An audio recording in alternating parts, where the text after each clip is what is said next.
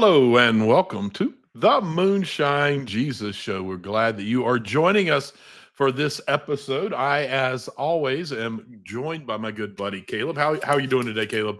I'm doing great, Mark. How are you? I am great. I'm looking forward to discussing this, the next season, the first episode of the next season of Doctor Who. We'll be talking about the robot revolution, the first episode of this season.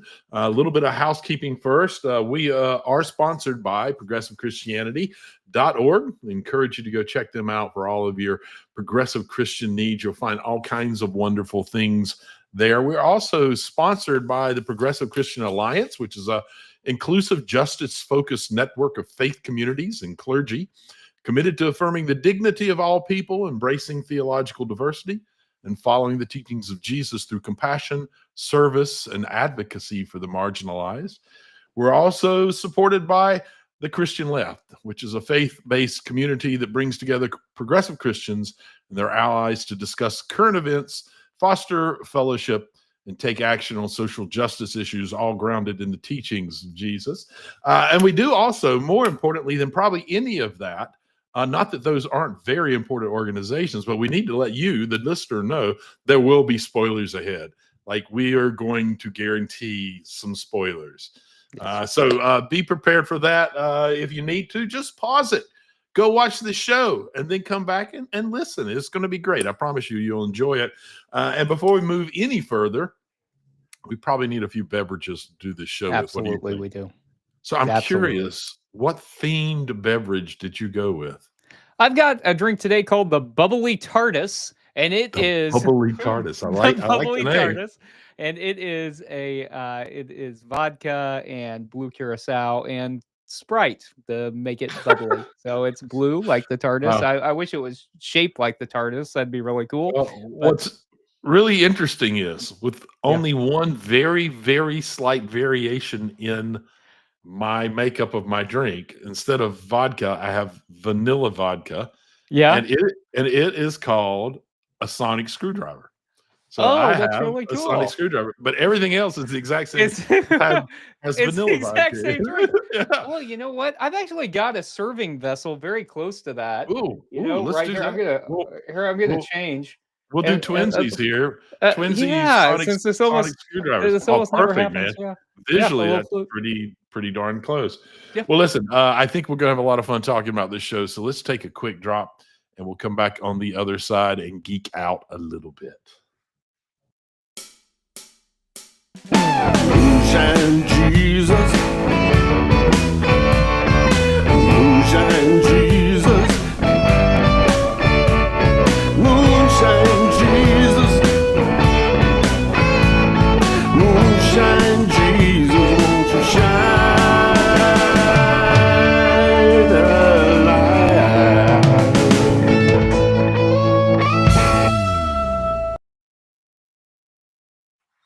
Welcome back to the Moonshine Jesus Show, where today we are talking about Doctor Who. We'll geek out for a little bit, and then we'll get into the theology and politics of it all.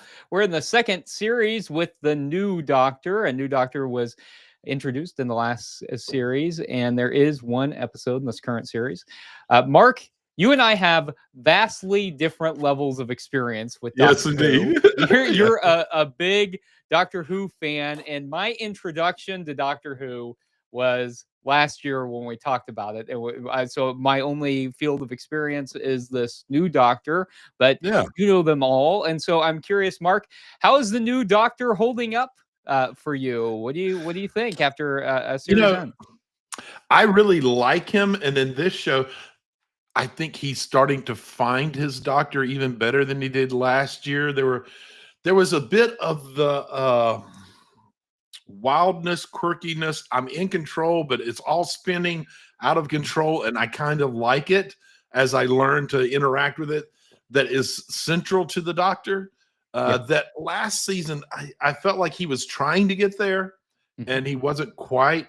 And this episode in particular, it felt like he was playing it well. He was really grabbing onto that kind of that internal reality of Doctor Who that you expect through all of them. So I've kind of liked it. I know that there's folks who aren't real fond of him, but frankly, That's because he's not a straight white male. And that, No, people aren't prejudiced against people like that. not at all. Not at all. Of course not. Yeah. But yeah, I mean, the Doctor was that for so long. The first time we have a woman as the Doctor, we get the same kind of people hating on her. And I actually thought that she was an interesting character. I've just enjoyed his take on the Doctor and feel like he's really, at this episode, it was feeling like, yeah, he's getting it. He's getting his footing. He knows who he wants this Doctor to be, and he's creating his own outer shell of who the Doctor is. So you get this new experience of the Doctor, but learning that center part, that's all the things that I had tried to awkwardly explain there a few minutes ago. He really seems to be grabbing hold of that and owning it, and I love that. Yeah, I mean, I don't know the other Doctors in Doctor Who, so as I said, this was my first experience with it. Yeah. I did like that he's funny and he's kind of irreverent, but also I think we saw at the end of the last series that it could be really serious and deal with a big bad too, who was who demanded a little bit more drama, and so I thought that he was fun. I think that the actor is very talented, and so. Mark, I'm curious, since we didn't get to talk any about the end of last season, we talked about halfway through. What did you think about the trajectory of last season, and then how that led into this one? Yeah, it's hard to say from the first episode. Like the first episode feels like Mark, come on. I want a total unpacking of the entire season here. The first episode feels like it could be setting us up for a lot of payoffs that started in the first episode, the first season with Cuddy Gadwa. Miss Marydew in particular, the little old lady next door, who looks directly at the camera. We get her for less than a minute in this show, but she looks directly at the camera and almost winkingly says, "I wasn't there." I mean, there's these moments that feel like it's going to be a good setup and a good payoff. I'm not sure yet. We're too early on. The toy maker, I think we're going to probably see him back in this. I wonder if he might end up being the big bad, which he was. I mean, how do you have Neil Patrick Harris and not come back to him over and over again? Yeah. He was so brilliant in that. So those are the two that I think are going to be, besides the Doctor himself. It's not fair because Barada Sethu, who played Belinda Chandra, she was actually in last season as a different character in Boom, and it's going to be like a distant relative of hers. So there's all these little tying points that I think are going to not be separate. They feel very separate right now. Yeah. I think we're going to see before the end of the season, maybe exactly at the end of the season, all of those three threads that started in the first season come back together. It felt like some of the setup going on in this episode may have been for that. So I think it'd be really fun and have a big payoff. And so let me ask you a question, Mark. Is it typical in Doctor Who for there to be kind of to start out kind of a little more humorous and irreverent, and through the season as the different layers are unpacked, that it gets a little more tonally serious, and then that's resolved, and then you get into the next season and you're back to a similar approach? Because I was thinking, like, at the beginning of last season, the first few episodes were kind of humorous. They were lighthearted, and as we move through the season, we've got like the annihilation of the universe that then we have to unpack, right? And then this season, it starts off. I mean, this first episode that we have is kind of irreverent, kind of humorous. I mean, we've got these giant robots that can barely move, blasting people because a star was named after this girl. Is this typical in Doctor Who? I guess I have never thought of it quite that way. I guess it is sort of typical, but not intentionally typical. I think that's because they like to set up so much mystery at the beginning of the season So it's hard for it to get real serious real fast because they don't want you to know yet. They want it to be kind of a surprise. It's you know something's up, but you have no clue what it could be. Yeah. They tend to do that, and so playing up on the quirkiness of the Doctor is what keeps the watcher engaged for a while. But then as the storylines start building together and you start finding these little mysteries paying off, it does end up getting more serious. But I never thought of it quite that way. I think yes, that's what happens, but I don't think it's like by design. Yeah. It's kind of like that's just how it works when you're telling a story in this way, where you want to set up mysteries at the beginning and then slowly unravel them and have them solved, or at least starting to be solved by the end of it. Yeah, that makes a lot of sense. And so you did mention the new companion, or at least who we think is going to be the companion, Miss Belinda Chandra. And so we've got Ruby gone, her arc resolved at the end of Mhm. last season. And it seems like the new companion is tied to this descendant that you mentioned earlier. What do you think her journey is going to be like? And so we don't know a lot Yeah. about her. We know a little bit about her. We know she's a nurse. We know that she has an important descendant who the Doctor has already come into contact with. What do you think her arc's going to look like this season? Yeah, I think what we're going to deal with is the reluctant sidekick, which we've had once or twice in Doctor Who. Doesn't want to be there, but because of situation, like they couldn't get back to Earth, is kind of forced to, and I suspect they're going to be slipping in and out of time. Somehow the Doctor's not going to be able to fully control it. I think someone on the outside is going to be affecting that. And so I think we're going to see her slowly grow into the relationship with the Doctor. Even that moment where in this episode where the Doctor, where she says, "What's your name?" And he goes, "The Doctor." She said, "Just the Doctor?" And he said, "Yeah." And she's like, "Then I'm just the nurse." Yeah. Like her kind of like tension, and him immediately turning that tension in a positive and go, "Oh, we'll make a great partnership then." I think we're going to see that moment played out in the long relationship of her kind of resisting and being kind of questioning and going, "You told me you were going to get me back to the house," and him not being able to, but the relationship really developing and becoming important to both of them. And we'll see her be fully on board long before we get back to the house. That's my guess. Yeah. You got any thoughts on where you think it might go just from what you've seen? Yeah, I think you're right. I think clearly she doesn't want to be with him at this Right. point.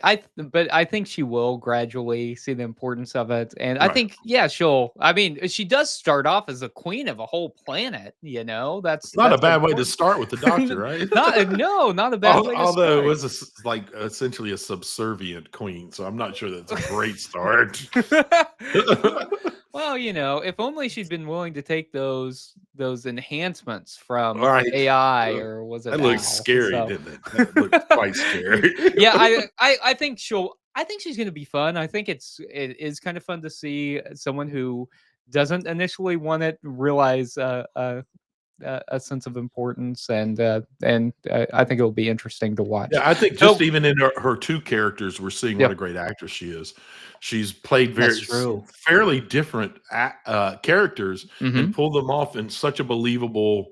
Like I bought immediately into both of them. I Yeah. think that speaks really well of what we're going to see this season.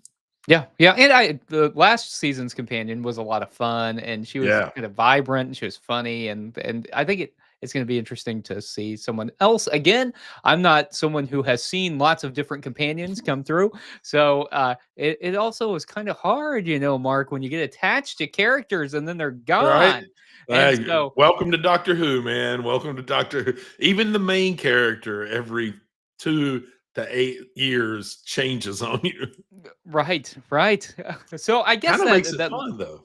it makes it fun, and I mean, what other shows are there that have had the same longevity as Doctor Who? Right. Not Yeah. not a lot. And Very few. I mean, they had a gap in there, but even if you don't count the gap, we the number of, I don't know, we've got to be up around 30 seasons of Doctor Who at this point? It's a lot since what, like 1968? So Yeah. that's a lot of different actors, a lot of different styles of storytelling, a lot of the different technological advances that allow Yeah, the story to be right. told in different ways, which is really pretty interesting. So Mhm. this first episode, all we've got of the second season so far, Mark. Generally, what did you think of the first episode? What do you think of the tone? Yeah. How'd you like it? Um,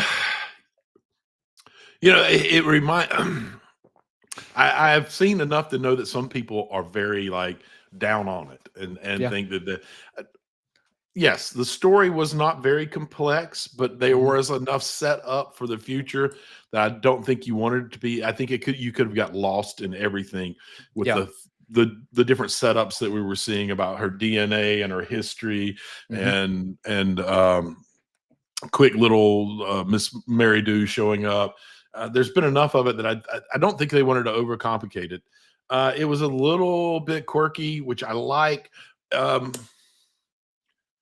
it wasn't one of the best Doctor Who's I've ever seen. It was a kind of a middle of Doctor Who, which means Mhm. I loved it. It was great. It was like it reminded me as I was watching it, and then a little bit later seeing a couple of reviews where people were like, "Oh, well, there's this problem and that problem."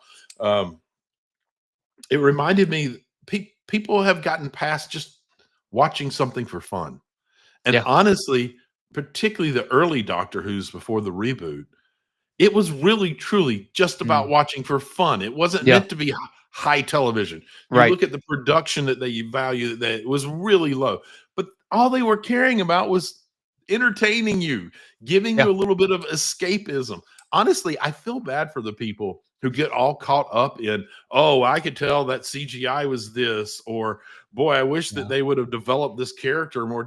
Like, is that really what you're thinking when you're watching? Like, are you really getting that separated from the ability to have a little bit of escapism from how difficult, particularly nowadays, life truly is? Yeah.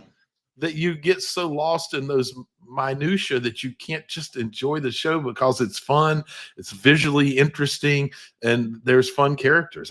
I don't understand how we've gotten so far away from that, man. It makes me sad.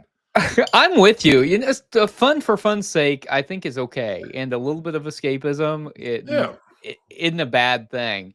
And I liked it for that reason. I thought it was fun. I thought it was it a was. little over Yeah, the top and ridiculous. We got to see some timey-wimey stuff too.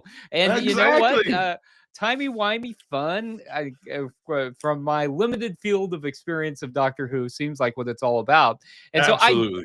I do like watching stuff sometimes that's a little bit over the top, and Yeah, this was a little over the top, and I loved it. And I thought it was yeah, fun and compelling, and it was interesting to watch. And you know that's a story you're only seeing that one time, and I yeah. don't think there's anything wrong with that. I So completely agree. There wasn't. Could you have made parts of it a lot better? Of course you could have. Was any part of it absolutely horrible and pulled me so far out of it that I couldn't enjoy it? Not even close, man. It was yeah. just a fun ride. It was quirky. It was fun. It was a little campy. It's everything that I love about Doctor Who. Keep going is what I say. Well, and did it make you want to buy a star, Mark? Because I was It thinking, I'm like, maybe I could be like the king of a planet. wow. Maybe I could be like ab- Hey, abducted. You know, after I don't know. after watching this episode, you really want to be abducted and put in that kind of situation? Look, I think if it had been me, I would have gotten there first, and I would have been able to rule the planet. All right, fair So enough. I wouldn't have made the same mistakes that she made, Mark. Fair enough. Fair enough. All right. Hey, a lot of fun stuff to geek out about Doctor Who. But Absolutely. if we continue doing that, we're not going to get to the theology and politics. So let's take a quick break, come back, and enter our Theopolitico segment.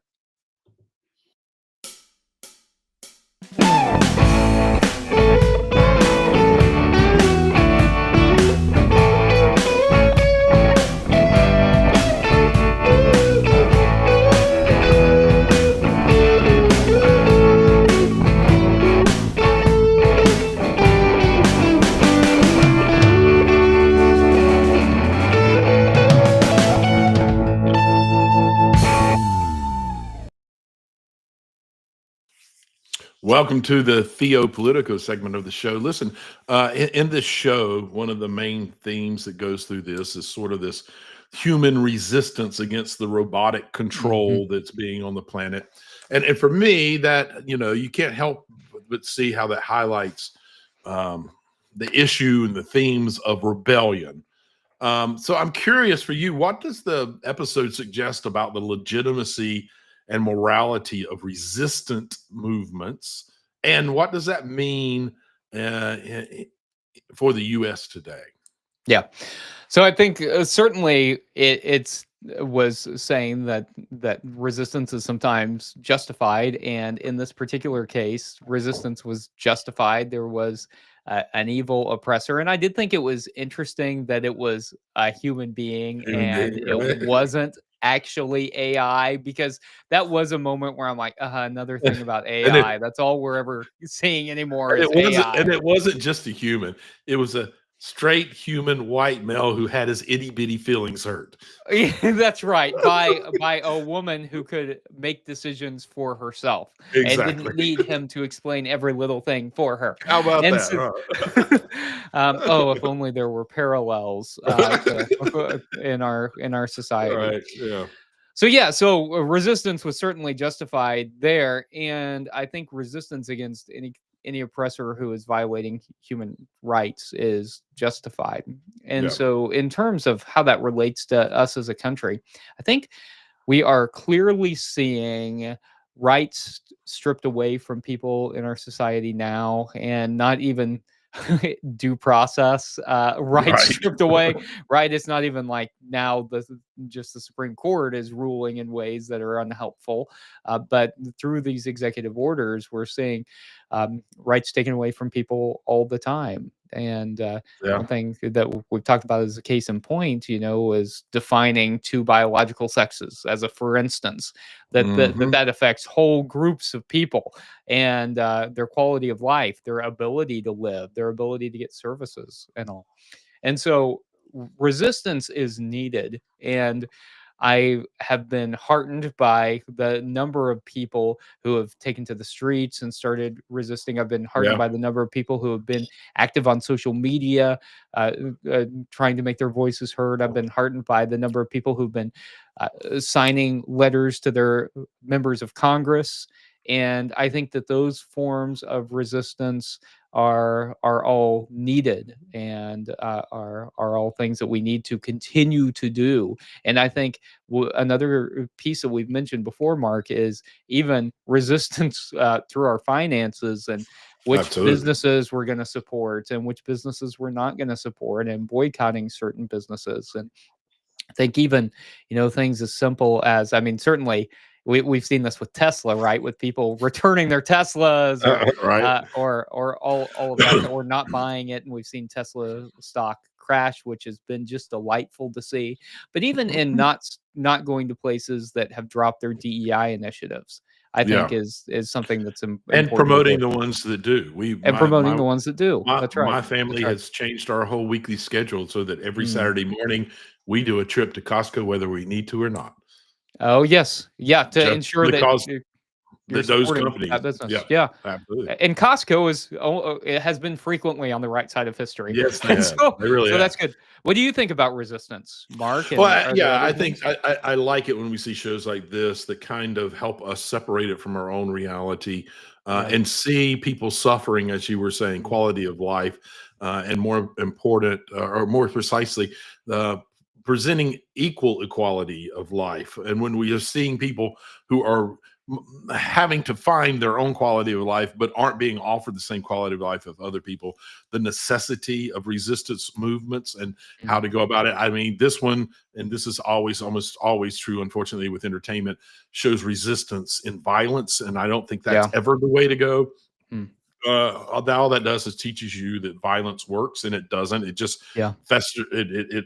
It repeats itself. It teaches you that violence is the answer to violence, and so then you just keep repeating and repeating and repeating. That's the only part I don't like about it, but I do like the way Yeah. that it causes us to reflect on the need, gives us some characters that we identify with and feel positive about, and recognizing that yes, of course they had to resist. and I love the concept of how we go about doing that, and the necessity of it in all the ways that you were saying. And I won't repeat any of those, but yeah, and we're in a time right now where it's essential. If we don't, it's going to be hard. If we don't do it now, a year from now, it's going to be much more difficult. And so it's Yeah. important people are doing it. And it is, as you say, heartening to watch folks step up and doing that. I want to go back to a little bit of what I kind of poked fun at there, about who it was that was there Yeah. ruling. Mhm. So just this week, I don't know if you saw it, and I'm going to butcher his last name because I've never heard it pronounced, but Pastor Joel Weben, who is one of the authors of Project 2025. Oh, yeah. He put out, and he's in Trump's insiders. He Yeah. put out a post that said, "The young men are waking up. Women will learn to have a quiet and gentle spirit, or they will learn to be alone. Deus Vult." Um, Thinking of this show where a straight white man had his little bitty feelings hurt because of a strong woman, Yeah. and this has made its rounds. I actually wrote a response to it Saturday morning or Sunday morning, and it's over 1 million people have already looked at it. According to it's striking a nerve with people. People are paying Mhm. attention.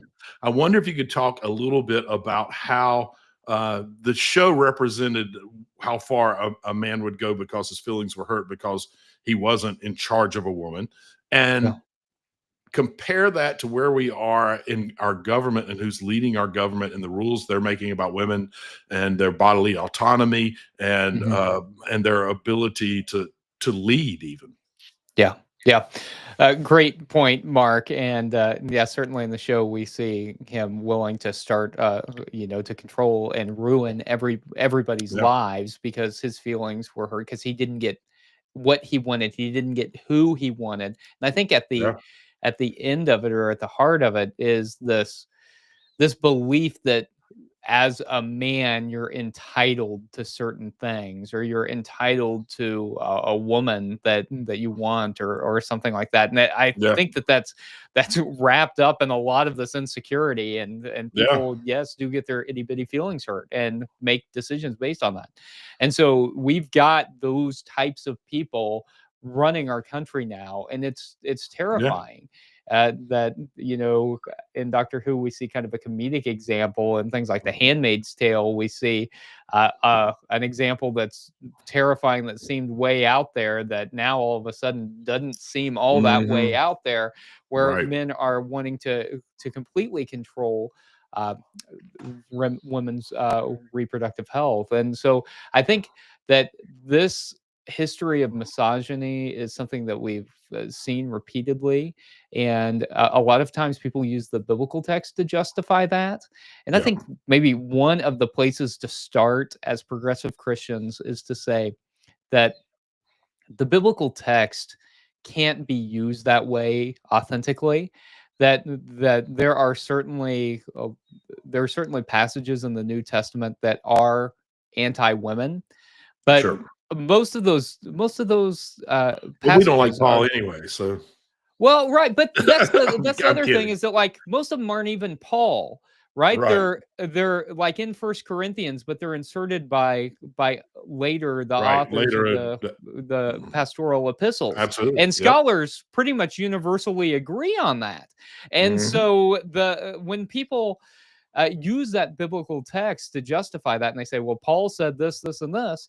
And I think one of the places we can start is to say, well, actually, that came along later by people who were toning down the radical inclusivity of Jesus.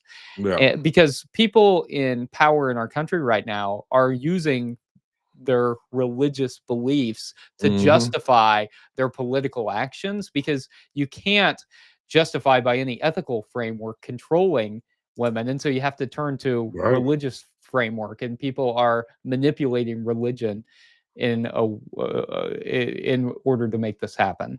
So I think that that's the place to start, Mark. That we certainly are seeing Yeah. it. I think that, like, those of us who are Christians start by deconstructing that and saying, hey, this is an abuse of Scripture. What do you think about it? Yeah, no, I think completely, and I think that's one of the scariest things in how it's being used in the U.S. today. I mean, he ended that minister ended his post with Deus Vult, which is that means God, this is God's will, Yeah. and so to try to put the subjugation of an entire class of people into God's will is one of the most horrific things a person can do. Yeah. For me, that is the perfect example of using God's name in Mm, vain for false mm. pretenses, right? False purposes. Yeah. Um, and it's interesting that that's what they have to appeal to when there is little biblical support for it, when you actually study the Bible and understand how some of the stuff that's there came to be there and why it came to be there, that is the one little tiny bitty thing that you have in your arsenal to stand on to subjugate a whole class of folks in a way that it hurts all of society. Yeah. It's it's sad in multiple ways, and some of it would be, for me to say it out loud, would be kind of insulting to say about other people, but it's a reality of that worldview is so myopic and so hurtful and speaks of a person who is, it's funny that they project how strong they are. Yeah. But a person who needs to subjugate 50% of the world, that's a person who has deep weaknesses, who's Yeah. needing to find ways to make themselves important. And I both hate that and have sympathy for a person Mm. whose life ended up in a way where that's the only way they can think that they can get meaning out of life, man. Yeah. It's sad and it's not okay. Right. Right. Yeah. And terrifying. More than terrifying, yeah, and that goes back to our question about resistant movements. When we see this kind of behavior, it's essential that we jump in and we all do whatever part we can. There's all kinds of different roles that you can play to be a part of resisting this kind of heavy-handed governance that's put somehow into the mouth of God. That's just not okay. And particularly for Christians, it's important that we stand up and say, you cannot falsely use God for the purposes of your supremacy. Yeah. Well, and I guess I'm hopeful that maybe, like, with the extreme character, that maybe some people will eventually get fed up with it, or that Yeah. people who have been supporting may turn a little bit. And when we think about things like economic policy, even I think it was significant last week that Ted Cruz condemned Trump's tariff Yeah. use. I mean, like, if it's too bad even for Ted Cruz, then I That's think pretty- maybe there's some hope, that, like, Yeah. if we can get people Yeah, I who have agree. typically been on the wrong side of history, if they can just say, okay, even this is too far Yeah, for me. we are seeing some cracks, which for me shows that the resistance is beginning to work. The resistance is not futile, resistance is fertile. And I think we're beginning to see it. Love that Star Trek reference there. Thank you. But like just this weekend in California, where we saw 36,000 people show up to see Bernie and AOC, Yeah. those are moments that begin to give me hope. And it also Yeah. sends a really clear message to the folks who are in the Trump club that America is already fed up with this, and it's their little Trump train ride's not going to last much longer. Okay. I hope that's true. I've even seen conservative friends start to Yeah. post Agree. anti-Trump stuff. So I'd love to see that continue. Absolutely. I think it's necessary. All right. We could go on and on about this. As a matter of fact, we would if we had the time. But if we did, we wouldn't get to our favorite segment, the Make Me Look Stupid segment. So we'll take a quick drink, a couple more swigs of a quick wait. We'll take a quick break. Maybe I've had too much to drink. We'll take a quick break and a quick drink. a quick drink. We'll do both. We'll break That's where I was into trying to go with it. I just got there too fast. So anyway, we'll catch you on the other side of this break.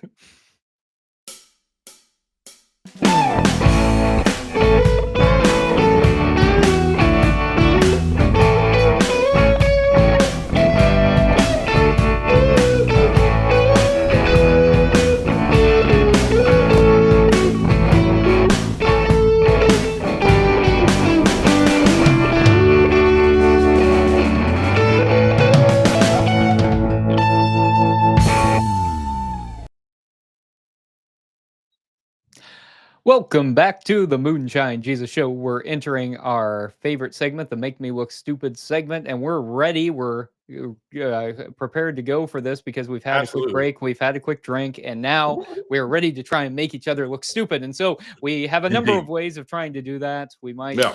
ask someone a question we don't know about. We might ask them to guess. We might ask them to make a prediction, any number of things. And I want to ask you to make a prediction, Mark. Oh I'm boy. curious. Who do you think the big bad of this season is going to be? Is it going to be somebody new? Is it going to be someone who we have seen before? What do you think? I've already tipped my hat a little bit on this one. You did. I A do little think bit. it's going to be Toy Maker. Yeah. And the only reason is I don't think we have anywhere near enough information to have any clue, like a reasonable guess. They've not even peeled back enough of the hand to show us. But I do think that, man, when you have an actor like that play a role that's so memorable and they embody so well, you don't just let it go with that short of amount of time. You've got to come back into it. It's a compelling bad guy that in the new reboot hasn't been investigated much at all. So it's a great place to play with. So I think it's going to be the Toy Maker, personally. Okay, I just wanted to I wanted to get you down on the record. That is my making a gut prediction. instinct. So Knowing that you haven't watched a lot of Doctor Who, do you have any thoughts on who it might be or what the person might be like? Or you know what? I think we're going to see somebody new. I think because in the last season we got, someone who had been an ancient foe of Doctor Who, who he had fought before and thought he had conquered. Yeah. That I think this time it's going to be somebody new. I don't know who it's going to be, but I think we're going to get somebody new this season, and I can't wait to see who it is. I'm excited to invest in it and absolutely. see. I'd love to see a new big bad. I'd see how they create the big bad and what they'll be like. That would be awesome. All right, so here's my question to you, and it's where you ended the episode, and it's obviously going to be very important for the rest of the season.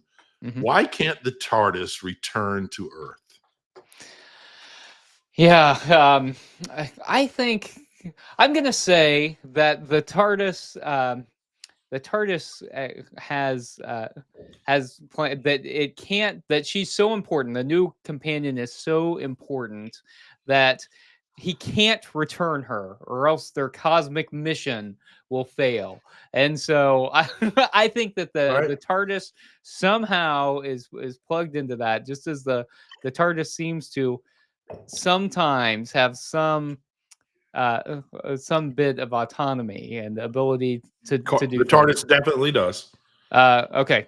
So that's a thing. That's like an established fact. That is 100% a thing. Yes. So I think the TARDIS isn't going to do that because it knows that in the grand scheme of things, they need to be together to accomplish the mission to defeat this big bad, whoever it's going to be. And and whatever they're doing, it's going to be important for her to have that descendant later on, who the Doctor's already met. So I think it's the TARDIS. I think the TARDIS won't happen. How about you? What do you think? I am going to yes and that.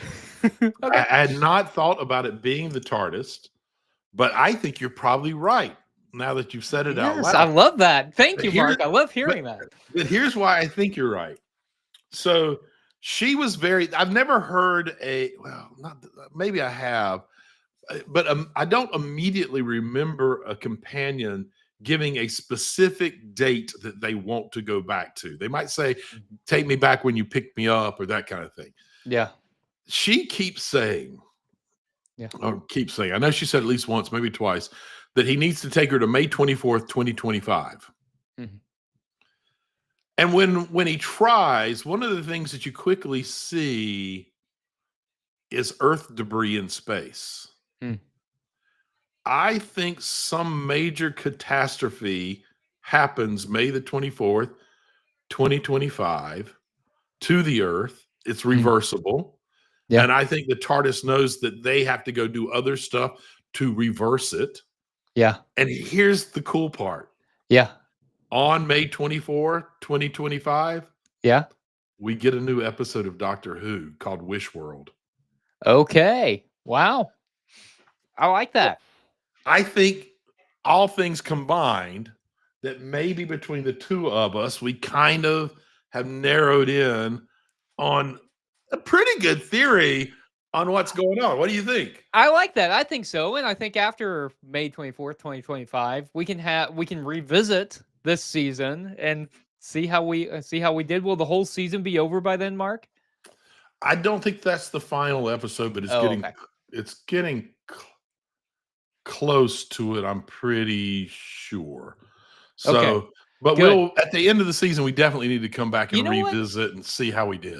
I love this. I love that we made predictions, Mark, because it's always fun to make wild predictions at the Right. beginning of the season, and then it's fun at the end of the season to see how you got them all right and I missed the mark Well, completely. here's the brilliant But what thing I here. like is that we did this one It's together. a joint one. Mark. I love it. Yeah, It's I don't think teamwork. we've ever made a joint prediction. I don't think we before. have either. I mean, it's teamwork that makes the dream work, right, man? I think That's- this is it. I think That's we're right. on it. That's right. That's I right. think we're on it. Okay. All I right, love so it. listen, we need something to watch for next week's episode, and I tell you, there's a new movie came out, I think, in January or February to the theaters. I don't know that it was real successful, but it's got an interesting premise. It's hitting streaming now, and I think you have to pay for it. So my apologies to folks who didn't catch it in the theaters. But it's called Mickey 17, and it stars Robert Pattinson, not my favorite actor, but lots of people love Robert Pattinson. And here's the quick scenario of it. This is why I think it could be interesting. Whether it's a good movie or a bad movie, I don't know.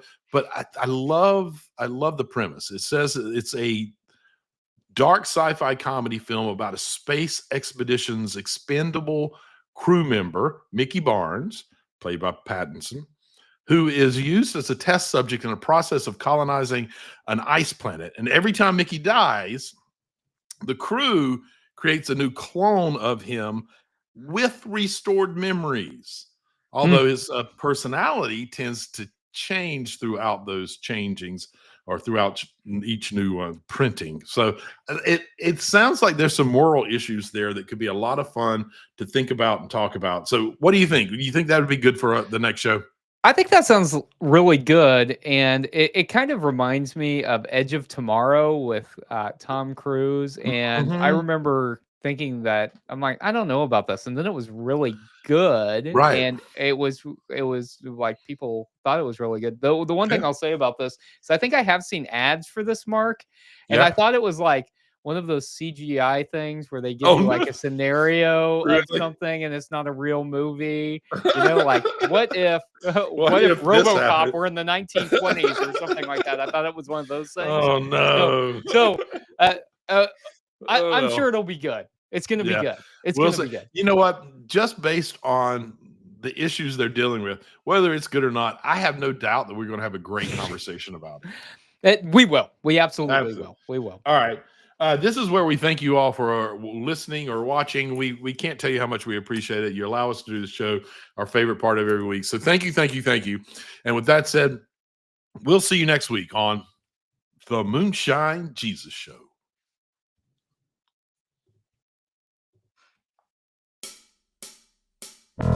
Moonshine